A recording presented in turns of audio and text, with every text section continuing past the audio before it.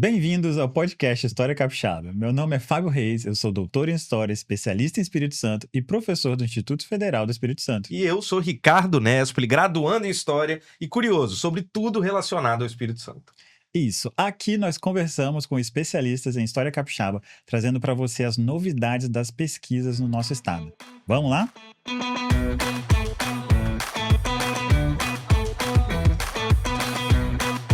Hoje nossa convidada é a professora, né, da Universidade Federal do Espírito Santo, no curso da graduação e na pós-graduação em Arquitetura e Urbanismo. Se formou em Arquitetura e Urbanismo pela Universidade Federal do Espírito Santo, depois fez o mestrado e o doutorado em Arquitetura e Urbanismo pela Universidade Federal da Bahia e está fazendo pós-doutorado agora na UFES com um dos nossos convidados aqui, o professor Luiz Cláudio Ribeiro, né? Além disso, é coordenadora do grupo de pesquisas CRETA, que estuda cidade e urbano no contexto histórico-geográfico, e é especialista em restauração e conservação de monumentos e sítios históricos. Então, hoje, a gente dá aqui boas-vindas a Luciene Pessotti. Muito bem-vinda, Luciene. Obrigada pelo convite, Fábio. Obrigado, pessoal, aí pelo convite. E vamos conversar, né, um pouquinho sobre arquitetura, sítios históricos, pesquisas, livros. Com certeza, vamos lá. Então, a gente gosta de começar falando sobre você. Então, fala um pouco pra gente da sua trajetória, como foi que você chegou aqui, né, a se tornar essa pesquisadora fantástica que você é, Obrigada, né? essa rockstar. Então, eu acho que foi muito da vida mesmo. Eu fui fazer arquitetura e tive a sorte de começar a estagiar. Meu primeiro estágio foi quando veio para cá, para o Espírito Santo, o escritório técnico do IFAM. Esse primeiro escritório técnico, ele foi para dentro das dependências, né, físicas do prédio, da arquitetura. Então eu pensei, eu vou fazer o estágio onde eu estudo, né? E ali eu me apaixonei pelo patrimônio cultural, tive a oportunidade de trabalhar com a Carol Abreu, fiquei 2 anos ali, né, como estagiária. E dali eu já saí certa de que eu ia trabalhar com patrimônio cultural. Então, quando formei, eu fui para Salvador fazer o curso, o SEGRE, né? Que é o curso de especialização que você citou. Dali eu emendei, fiz o mestrado, o doutorado, e dali eu fui fazendo pesquisa, voltei para Vitória para fazer o primeiro fixação de doutores, que é um programa da FAPES. 3 anos depois eu fiz o concurso para a UFES, e pronto, e aí cheguei até aqui. Sempre fui muito apaixonada, como a gente estava conversando antes, pela história da arquitetura e urbanismo colonial, tá? E aí também fiz essa relação, obviamente, com os portugueses, pesquisadores portugueses, porque a gente tem essa vinculação, né? Óbvio. Então, eu fiquei nesse período aí, né? Eu fico muito lá atrás, como a gente estava falando, né? Até o século XIX, trabalhando, seja arquitetura, seja urbanismo, a influência dos engenheiros militares. Então, foi assim, foi naturalmente, Sim. né? Foi um encantamento que eu falo, que eu tive com essa área do patrimônio cultural, e isso foi me abrindo esses caminhos, essas portas. E eu gosto de sempre falar, para finalizar a resposta, que eu sempre vivi da arquitetura. Sempre. Eu tenho muito orgulho de falar isso, até pelos meus alunos. Eu sempre sobrevivi, vivi da arquitetura, da pesquisa. Eu acho que é muito importante que as pessoas acreditem na pesquisa, na formação acadêmica, porque dá caldo.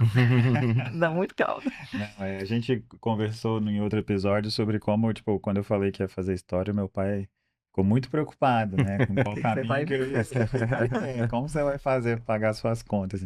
Eu acho que a arquitetura às vezes sofre um pouco disso também, né? E aí Sim, realmente é legal, assim, que as pessoas vejam, tipo assim, olha a trajetória, né? é, Você consegue criar é, caminhos que você pode seguir, é realmente sim. importante, né? Que foge um pouco do padrão, né, que é você fazer aquela arquitetura comercial, nada Isso, contra, claro. né, tipo, fazer prédios, fazer decoração, Decoração. reformas e tudo, né. Então, assim, como que você chegou até aqui? Eu acho que essa pergunta é muito legal, né. Então eu fiz muitas consultorias para sítios históricos quando eu morava na Bahia, muita consultoria de restauração, eu abri uma empresa para poder participar de licitação, fazer projeto, fiscalizar a obra, e assim, enfiei a cara, né, dobrei as mangas e fui embora.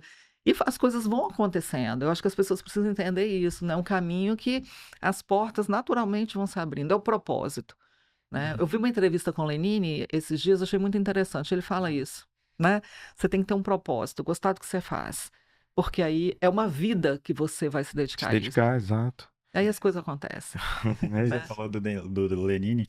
Eu lembro que eu fui no show do Toquinho uma vez, lá em Domingos Martins, naqueles festivais, muitos anos Sim. atrás. E ele tava falando, tipo assim, que ele tinha passado o dia todo no estúdio gravando e não sei o que, blá blá blá, né? Aí no final ele falava, mas é melhor que trabalhar. Isso aí. Aí você falou tudo. Melhor que trabalhar.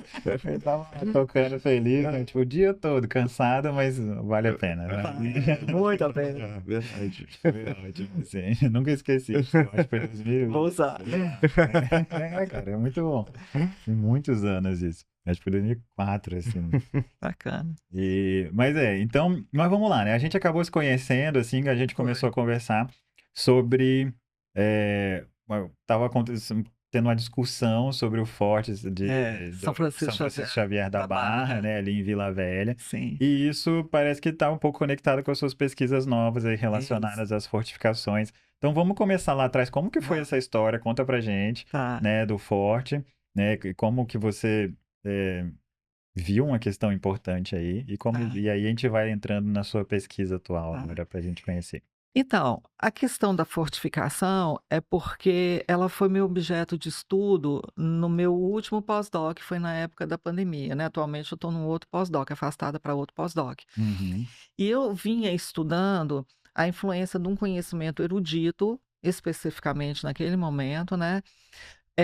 Nos projetos das fortificações. Então, eu queria entender, né, o que os engenheiros militares estudavam, Uhum. né? Então, estudavam os tratados, e se esse conhecimento erudito tinha influenciado no projeto do Forte São Francisco Xavier da Barra. E, na conclusão, a gente chega, né, constata que, na verdade, esses engenheiros estudavam esses tratados do Renascimento, que foram todos escritos, elaborados, né, lá no período do Renascimento na Europa, e que, sim, ela teve, né, o projeto teve uma influência erudita. Uhum. Então, coincidentemente, quando a gente está constatando essa realidade, essa influência, né, no projeto, surge a intervenção. E era uma intervenção, né, de uma mostra de decoração que iria, né, comprometer muito a tipologia arquitetônica, descaracterizar o forte e tudo. Conversando com um professor da UFRJ, eu falei assim: olha, acho que a gente não vai conseguir, né, não tem força eu sozinha como pesquisadora Uhum. de impedir essa intervenção. Uhum. Ele falou: Luciene, o que a gente faz muito aqui, que eu fiz há um tempo atrás, foi um abaixo-assinado online, mobilizar a sociedade. E foi assim que começou aquela luta toda, que está até hoje, né? Que Uhum. há um pedido de tomamento federal, o processo está na justiça ainda, né? E se a gente conseguir reverter, né, ganhar na justiça, a gente consegue reverter o dano que foi feito. Isso ganhou uma proporção nacional. Eu fui para vários eventos internacionais, fui Legal. convidada para o ICOFOR e para o CCBR do ICOMOS, né, nacional. Então, eu entrei para o ICOMOS, e então isso tomou uma proporção que eu nem imaginava. Mas o que é legal? É você discutir o nível de intervenção, já que a gente também entra no campo da restauração, o nível de intervenção, né, o que norteia as intervenções em edificações históricas. Uhum. Acho que isso que é importante. Sim. As pessoas saberem que, ao intervir no edifício histórico, você tem que estudar a história daquele edifício, saber a importância e o valor dele. Então, acho que foi um legado assim, bastante interessante essa questão do forte, né? Conscientização da sociedade, gera polêmica mesmo. Tinha Claro. gente que achava que tinha que fazer mesmo, tinha gente que falava que não, que tinha que preservar, porque é o único forte íntegro, apesar das Uhum. pequenas, né, intervenções que ele sofreu ao longo da sua construção. Então, a história do forte foi essa. Agora, rapidinho, eu não sei se todo mundo sabe dessa também, né? Mas esse forte, ele fica ali Eu em ia Vila perguntar isso. Velha, dentro do batalhão do 38º, Exército, né? Então, hoje tem até um café lá, se eu não me engano, fizeram. Então, tem. você pode ir lá, pode tomar um café num forte Isso. colonial, É, né? E né? Tem muita gente que não conhece, Eu acho né? pouco conhece. divulgado, né? Apesar de tudo, eu acho assim, eu nunca fui contra a intervenção em nenhum edifício histórico, muito pelo contrário, eu acho que tem que intervir, a gente tem que Você usar. tem que fazer direito, Tem que né? fazer direito. Isso, claro. É isso aí, Claro. né? Intervenção de qualidade, seguir, né, todos os preceitos do restauro. Porque eu costumo dizer assim, por que é tão importante? Então vamos lá, gente, né? Eu tô com um problema no coração, eu vou no especialista de joelho, Ó, É isso. Acabou. Pronto. acabou. É sobre isso. Próxima questão. Acabou, exatamente, é sobre isso. Muito bom. E aí, como é que isso puxou? Então, está relacionado à sua pesquisa atual, assim. Sim, Fala então um pouco pra gente da sua pesquisa. tá. Então, ao constatar uma influência erudita, né, a questão da tratadística, renascentista no forte, eu também me perguntei, através das leituras, né? A gente sabe que existem grupos de pesquisa, tanto em Portugal quanto no Brasil, que estudam, né, como que as nossas cidades foram formadas, né, o que influenciou o traçado das cidades, a nossa arquitetura. Então, ao tomar conhecimento desses grupos, né, desses pesquisadores que investigam essa temática, seja na América Portuguesa, aliás, seja no Brasil, né, como se deu na América Portuguesa, seja em Portugal, eu comecei a me questionar. Bom, então não é só eruditismo, né? Existe também o lado empírico, né? Essa arquitetura vernacular, esse urbanismo, né? Que tem suas raízes também no período medieval, que você sabe bem que você estudou também através da cartografia, né? Então comecei a me perguntar. Então, o que que a gente conseguiu ir constatando que eu estou fazendo hoje? É ver o que que a tradição dos portugueses influencia na nossa arquitetura, ou seja, que a arquitetura vernacular, né, o que os caras vinham construindo desde o período medieval, né? E aí como é que esse conhecimento vernacular, ele se apropria de um conhecimento erudito, né? Então ele vai sendo influenciado por essas técnicas construtivas eruditas, pelo avanço e tudo. E aí como é que isso chega até nós? Então, Uhum. e aí eu vou estudar do ponto de vista da defesa, que é o livro que vai sair esse ano pela Edufes, né? Erudição e empirismo, a influência da engenharia militar na defesa da capitania do Espírito Santo do século XVI ao XIX. Então, a gente vai ler tratados de engenharia militar, tratados de arquitetura, né? Para a gente entender que, na verdade, e aí principalmente o tratado do Luiz Serrão Pimentel, que é do século XVII, que você conhece, né? Uhum. Que ali ele fala: olha, a gente vai, assim, né, a grosso modo, nós vamos utilizar todo o conhecimento renascentista, vamos, mas nós vamos usar a nossa tradição também. Então, ao chegar aqui, ao reconhecer o sítio, né, e aí vamos falar do Vasco Fernandes Coutinho, que é uma figura pouco valorizada, né, Uhum. mas que foi uma pessoa que trabalhou, né, nas Índias, e aí ele, o que que ele tinha? Ele era um cara que tinha um conhecimento profundo sobre estratégia militar. Então, quando ele chega aqui, ele vem pegar todo o conhecimento erudito, mas também da tratadística portuguesa, na defesa do território, né, a luta de fronteira com Espanha. Então, ele traz isso tudo para cá. E aí ele vai pegar o material que tem aqui, né, ele vai ter que pegar a mão de obra que tem aqui, ele vai usar a madeira que tem aqui, para ele poder construir, então, um, entre aspas, sistema defensivo, que esse termo não existia naquela época, que a gente também foi, né, para os tratados. Então, não tinha esse conceito de sistema defensivo, a gente que fala, Hum. mas ele cria uma estratégia defensiva, né? Uhum. Então, é isso que eu estou estudando. Então, a gente está vendo que existia, sim, essa união de conhecimentos científicos, né, erudito, e desse conhecimento que a população, né, a sociedade, ela construiu ao longo de milhares de anos, lá desde os gregos, que teve influência na ocupação, obviamente, né, da Europa. E isso é muito interessante. E aquilo que a gente Uhum. falava, né, pouco se estuda sobre o período colonial, a gente sabe pouco da nossa arquitetura. A gente acha bonito ir para Ouro Preto, por exemplo, né? Acha bonitinha a casinha do IFAM no centro, mas a gente não sabe quem fez, como fez, quais são as heranças que tem. E daí, na hora de intervir, vem um problema. É bem errado. Exato. Entendeu? É. É isso, é sobre isso que a gente estuda, é sobre isso a causa que a gente tem, né? Que a gente luta. É verdade, né? Você tava falando aí, eu tava lembrando que, tipo, um dos mapas, né, que eu pesquisei lá no doutorado, a princípio ele era anônimo, mas acreditava-se, né, que ele tinha sido feito por um cara que era, acho que era Alexandre Massai, não lembro, mas que era um engenheiro, Sim, e que tinha sido mandado para o Brasil para mapear a costa para ver questões de fortificação e tal. Então isso por si só já mostra, né, que tinha um sim. cuidado, assim, de você entender a proteção, como que faz, como que não faz, o que que tem que construir, né? Eles Aham. estavam preocupados, né? É. É, Fábio, tem uma coisa que eu acho que é importante que você traz aí na tua fala, que é o seguinte: era caríssimo, né? É um Esse esforço muito um grande, esforço né? muito grande, era muito caro formar engenheiros militares, né, a coroa portuguesa investiu muito nisso, e era caro vir esses profissionais ao Brasil e muito caro fazer esses mapas, você sabe muito melhor do que eu, né? E era um instrumento de política territorial, de controle do território, né? E muitas vezes era contrabandeado, os piratas tinham interesse, né? A Inglaterra tinha interesse, França e tudo para poder invadir. Então, essa história, ela merece ser contada, ela tem que ser contada, né? Sim. Porque mapa não é um documento velho, não é É, um papel velho, né? Então, a gente tem, inclusive, eu participei de um evento, acho que uns 10 anos atrás, muito interessante, que é um evento sobre cartografia, que você deve conhecer, né? E ele foi organizado pelo governo português e pela Uhum. Marinha do Brasil, porque isso tem a questão da estratégia, né? Algumas coisas que são meio que segredo de Estado, porque você não pode divulgar. E o que é muito legal é que quando eu comecei essa pesquisa, até da cartografia, eu fui descobrir que tem muito mapa nosso lá nos Estados Unidos, Tem. né? Então, acho muito interessante isso. E como a gente falou, um recorte da história que pouca gente estuda. É verdade, né? As pessoas conhecem pouco.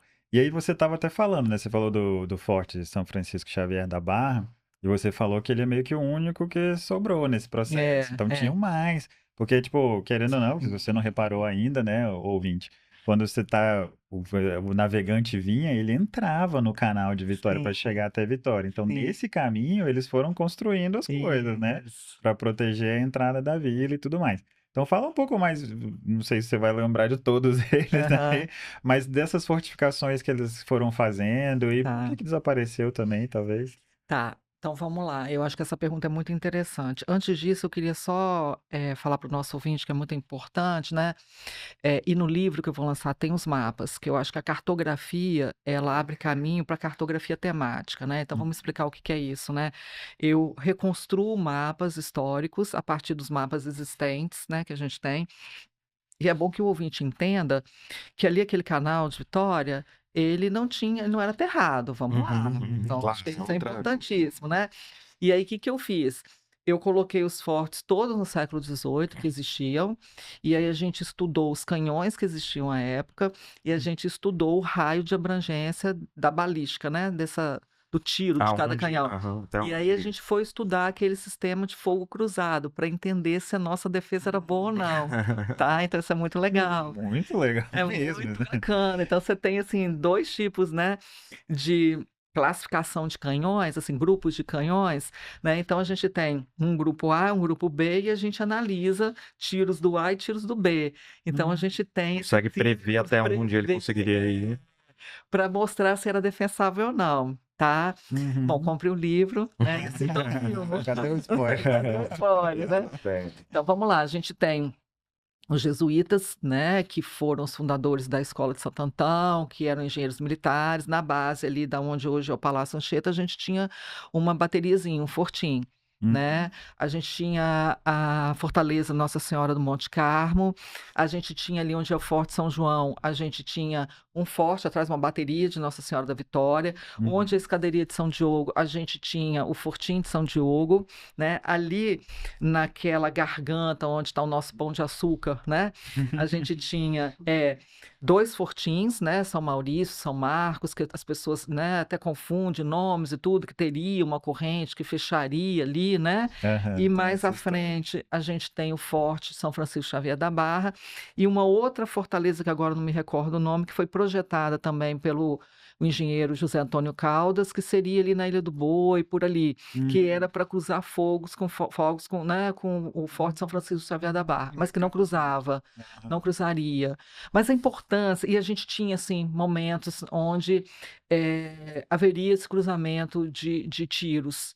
Isso é extremamente importante, porque ao passar o navio, a embarcação, ele receberia tiros de um lado e do outro, Uhum. né? E o que que é interessante, né, que pouca gente sabe também, durante o século XVII, os holandeses, eles foram para Salvador, né, foram para o Nordeste, eles tomam Uhum. Salvador, tomam o Nordeste, enfim, eles não conseguem tomar a Vila da Espírito. Vitória, não conseguem.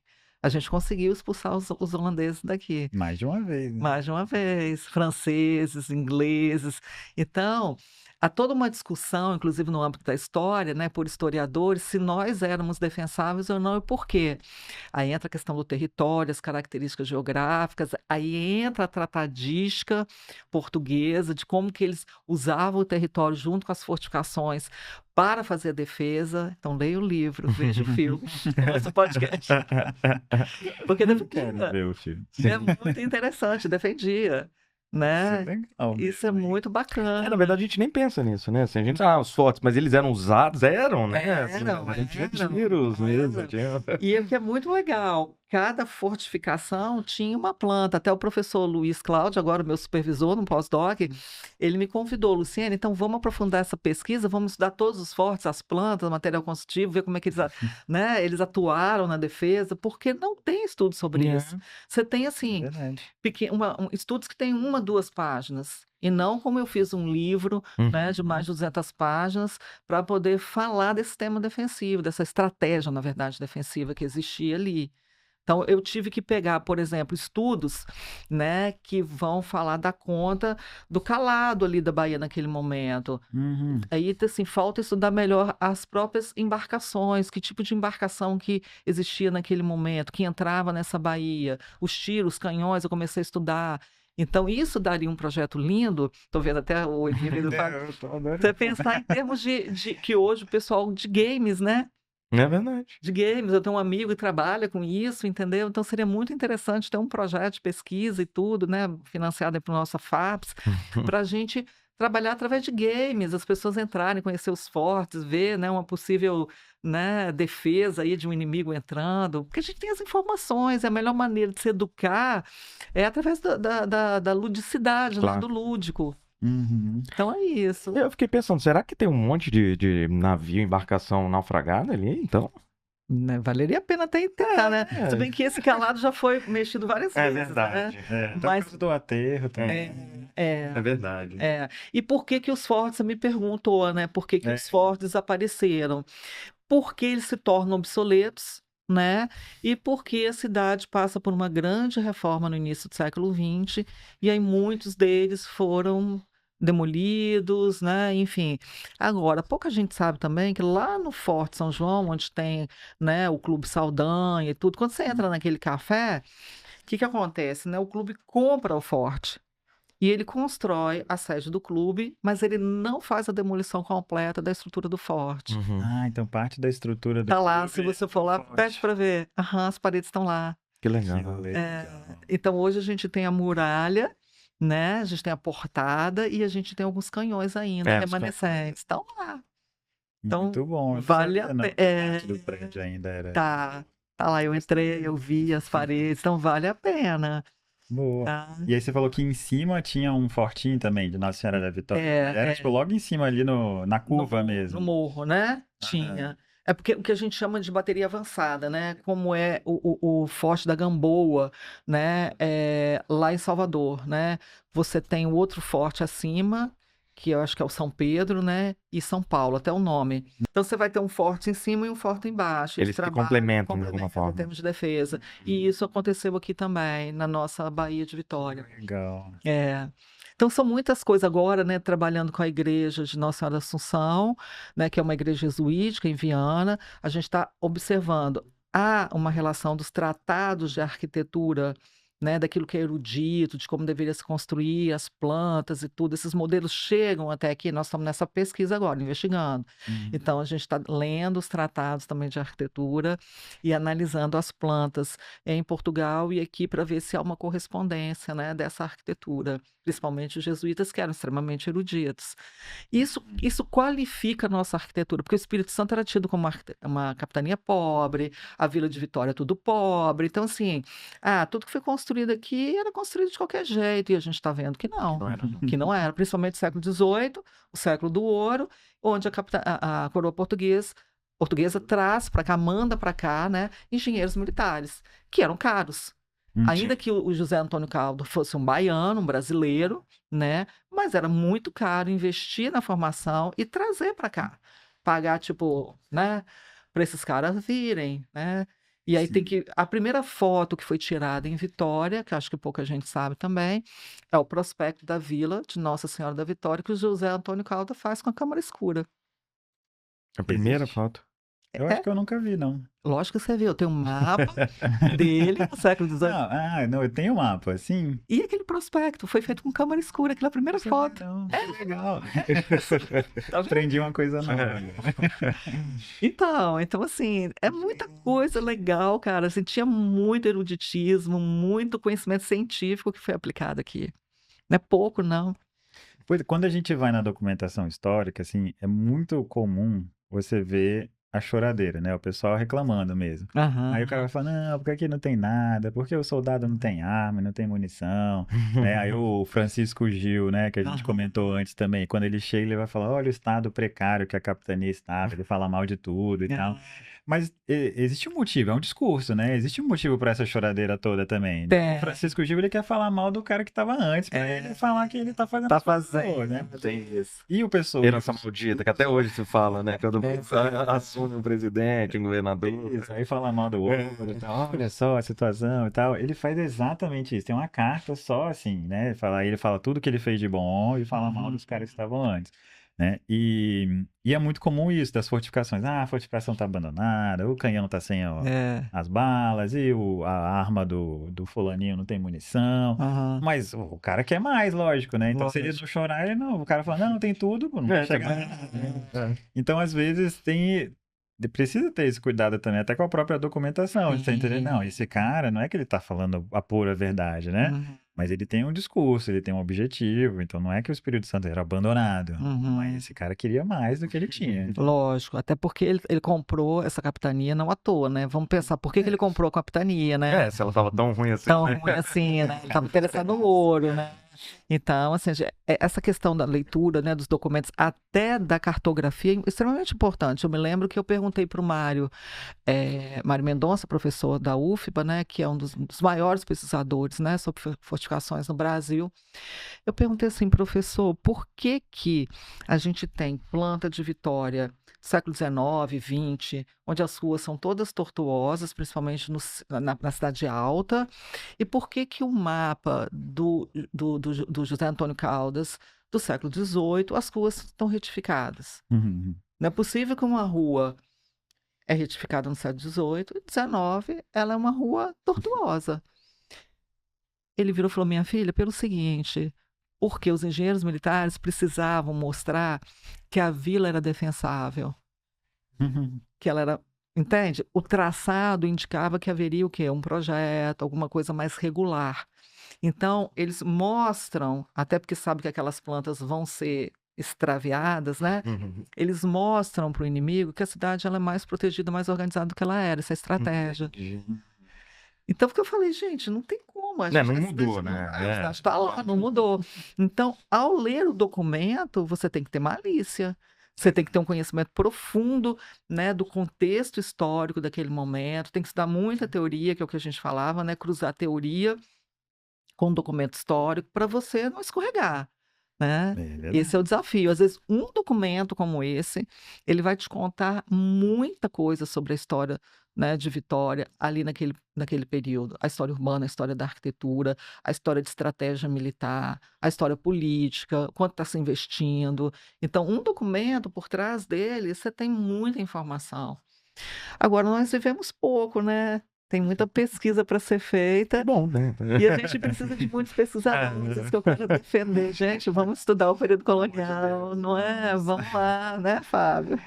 A gente estava conversando, eu e o Ricardo, em outro episódio, sobre isso, né? E eu falei exatamente isso. Tipo, é até uma das coisas que me atraiu para estudar, né, Espírito Santo colonial, é porque ninguém Tinha tá pouco, né? estudando, né? Pouco.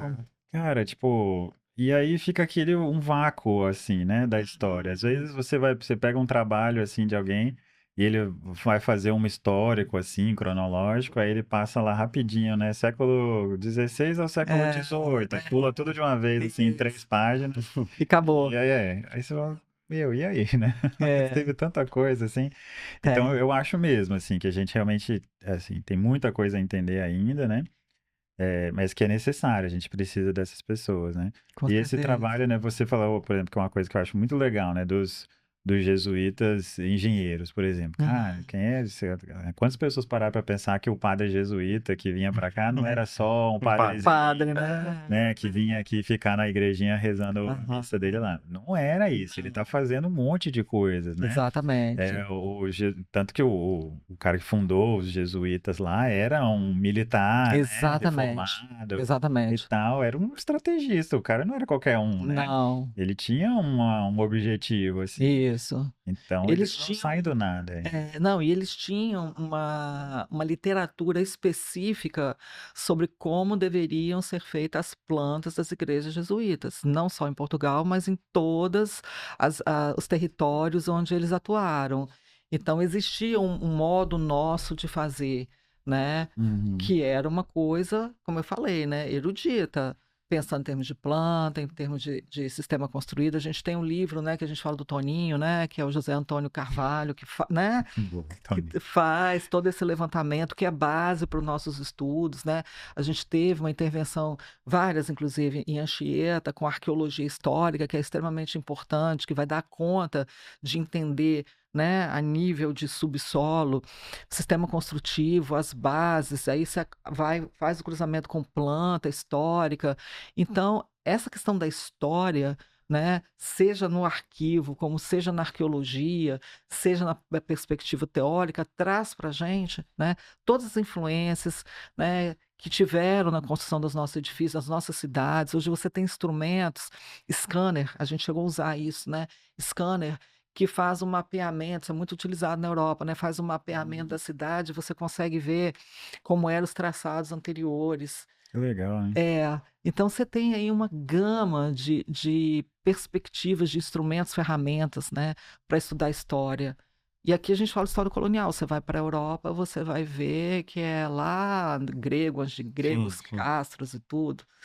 É uma coisa apaixonante. Eu me apaixono, amo.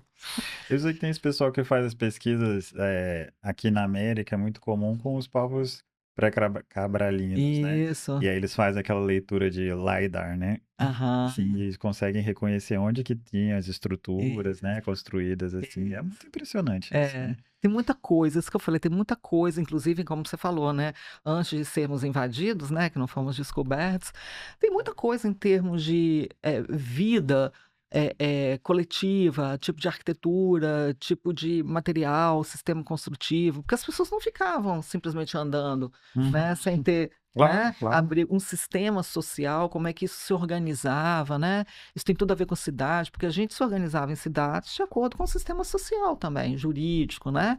Então tem muita coisa para se estudar, tanto que hoje, nos cursos de arquitetura, a gente já tem que falar dessa herança africana e essa herança dos povos ameríndios, né? Então nós temos essa obrigação de estudar para ensinar, né? Porque senão fica uma visão eurocêntrica. E eu falava contigo a respeito disso. Então, ok, nós temos uma visão eurocêntrica, como é que chega o conhecimento científico até nós, né? Esse conhecimento vernacular do povo europeu e tudo, mas e a mão de obra dos escravizados? A mão de obra indígena? No que eles influenciaram nas técnicas construtivas que Com podem certeza. ser mistas? Então, cabe esse estudo da história da construção luso-brasileira, do qual também faz parte de grupos de pesquisa, tem publicações. Então, cabe a gente estudar. Tem muito documento? Não, mas a gente tem que correr atrás. Porque o que não tem aqui, eventualmente vai ter na Bahia, Sim. que recebe, o Brasil recebeu, né, o maior número de escravizados aqui, né? Eu estava vendo outro dia uma entrevista, né, salvo engano, das maiores da humanidade, né, na época da escravização, né, dos africanos. Então, a gente tem que ter esse cuidado, né? Então, tem Bahia, tem Nordeste, tem muito documento, tem muito acervo. Então, eventualmente, o que pode ter acontecido lá, pode ter acontecido aqui, né? Esse mix de tecnologias construtivas. Então, acho que a gente tem que valorizar a nossa história, valorizar a nossa cultura, né? Que essa miscigenação e tudo, porque não adianta falar assim, o Brasil é rico só na questão da natureza. É também, né? Lógico. Mas a nossa arquitetura, nossas cidades, entendeu? A nossa moqueca, né? Tudo isso tem muito valor, né? E um povo sem história, sem identidade, sem memória, ele é fácil de ser conduzido por caminhos, Sim, né? sim. É isso, outros caminhos. Com certeza, é verdade. Agora, vamos lá. A gente sempre pede para as pessoas um babado histórico, né? Que é uma Ah, coisa assim que você encontrou na sua pesquisa ah, que, meu, você fala, caramba, isso aqui todo mundo tinha que saber, né? Sobre o Espírito Santo e tal. Tem alguma coisa que você conseguiria compartilhar com a gente assim que você viu ah, e falou, caramba, esse aqui, sim, esse vou é. falar para todo mundo. É. Então, é isso que eu falei para vocês mais cedo, né, há pouco. Essa questão de achar que a capitania, ela foi construída de forma desleixada, sem nenhum planejamento, para mim foi uma surpresa muito grande. Descobri quem foi Vasco Fernandes Coutinho, descobri que no século XVIII houve um investimento, sim, em estratégia militar, né, e fazer os mapas e constatar que as nossas fortificações, elas tiveram, sim, um aparato militar, que havia uma tentativa, um esforço de defender essa Baía de Vitória, né? E que, de uma certa forma, a gente tem como reconstituir essa história e mostrar isso para as pessoas. Ou seja, nós não éramos essa capitania tão atrasada, sem importância. A gente teve uma importância imensa do babado histórico na defesa, você sabe disso, do Rio de Janeiro, né? Contra os franceses. Então, assim, nós fomos uma capitania aqui, né, na esfera sul, tá? Extremamente estratégica para a defesa. E aí sim, para a colonização, para a consolidação do projeto colonial. O Espírito Santo teve uma importância sumária, definitiva na conquista dessa área sul, né, da América Portuguesa, em termos de defesa, em termos de povoação, em termos de economia, né, do açúcar, século XVIII, a gente sofreu devassa, né, a gente sofreu investigação por conta de contrabando, né, e a presença dos cristãos novos. Então, assim, estudar o período colonial no Espírito Santo é muito rico, a gente tem.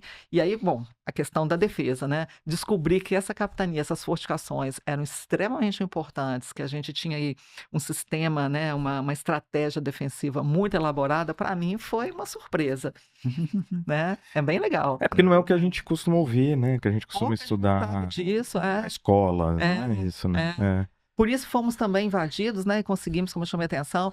Imagina que a gente não conseguiu, a gente não foi invadido pelos holandeses, a gente conseguiu expulsar esses caras daqui, coisa que a Bahia não conseguiu, nós conseguimos, Resistimos. né? Resistimos. Isso é muito bacana, né? É, sim, muito legal. É. E aí, então, para a gente terminar, Sim. dá uma dica pra gente, alguma coisa para as pessoas, além do seu livro que vai sair, que eu já quero, e o filme. Então, Mas pode falar um pouco mais dele, mas dá Vai. alguma outra dica para o pessoal ir buscar mais sobre a história do Espírito Santo, sobre o seu trabalho também.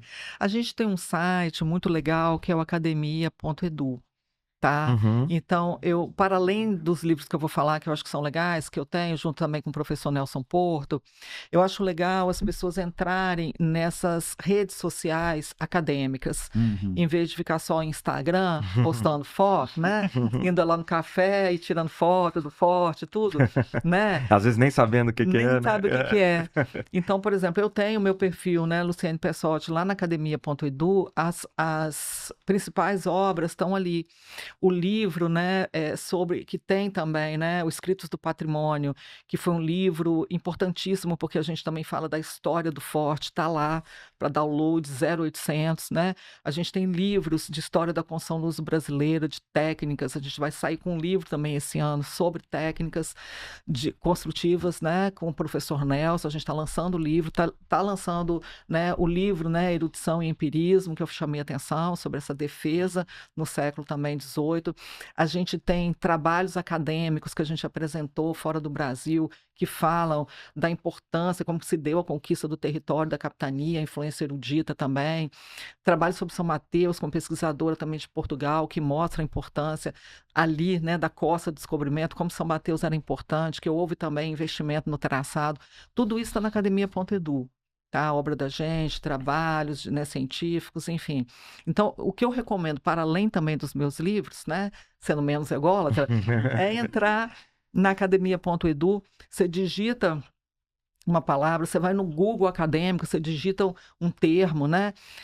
Outra coisa que é importantíssima, que o Fábio, né, gentilmente cedeu para a gente, né, entrar no História Capixaba, tem uma série de mapas, sim, e entrar no Google Acadêmico, como eu chamei a atenção, você vai colocando as palavras-chave e tem um mundo de pesquisadores, né? A gente tem que incentivar as pessoas a estudarem, seja o recorte histórico que elas queiram, Sim. né? Mas como você chamou a atenção, a história da alimentação, a história do vestuário, estudar história, conhecer nossa história. Eu acho isso extremamente importante, né? Ainda que seja história contemporânea, mas estudar a história. Eu acho que isso é extremamente importante para a gente, né? Então, essas são as minhas dicas. Boas dicas. Deixa eu complementar, você falou do Sim. Google Acadêmico, eu acho que é realmente muito bom. Nem todo mundo sabe que existe o Google Acadêmico, né? Mas se você colocar lá Google Acadêmico, aparece, ou acadêmico.google.com. Isso. Você chega lá. E eles fizeram uma atualização que eu acho que ainda está nos testes lá, mas você já consegue ativar, que conecta o Google Acadêmico com a IA do Google. Isso. E aí você escreve lá, tipo assim, eu estou procurando um artigo que fala sobre isso, isso, isso, e ele te dá uma resposta de IA falando, tipo assim, oi, esse artigo fala sobre isso, pode te interessar e tal. Então hoje, tipo, você acha o que você precisar, né? O Google Acadêmico tem uma Exatamente. infinidade de artigos o mundo todo, sobre todos os assuntos, e a IA agora tá lá para te ajudar a achar o que você precisa, então é sentar lá e procurar o que você acha, né? E concluindo, né, aquilo que eu falei que você cedeu para a gente gentilmente, cartografia, informações, falar para o público que hoje você não precisa, eu não consigo fazer um doutorado para estudar o período colonial, porque eu não tenho acesso aos arquivos. Tem muitos arquivos de Portugal, Biblioteca Nacional, enfim, que você entra, né, e você tem a documentação. O nosso arquivo público tem, né, muito documento do período colonial, do Projeto Resgate, também aqui disponível. Então, galera, não venha com essa desculpa. Não é por isso. Não é por isso.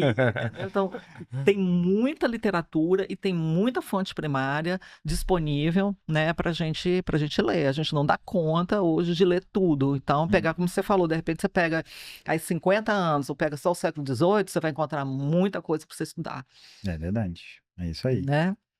Muito obrigado. Imagina, eu que agradeço. Foi ótimo. Conversar com Obrigado. Obrigada. E você que nos assistiu até aqui, muito obrigado por acompanhar o nosso podcast. Deixa pra gente seu like, as estrelinhas do Spotify e outros agregadores. E se puder, um comentário falando o que você achou também. O História Capixaba é um podcast apoiado pela Secult por meio do edital 08 de 2024. A gente fica por aqui e espera você no nosso próximo episódio. Valeu! Valeu!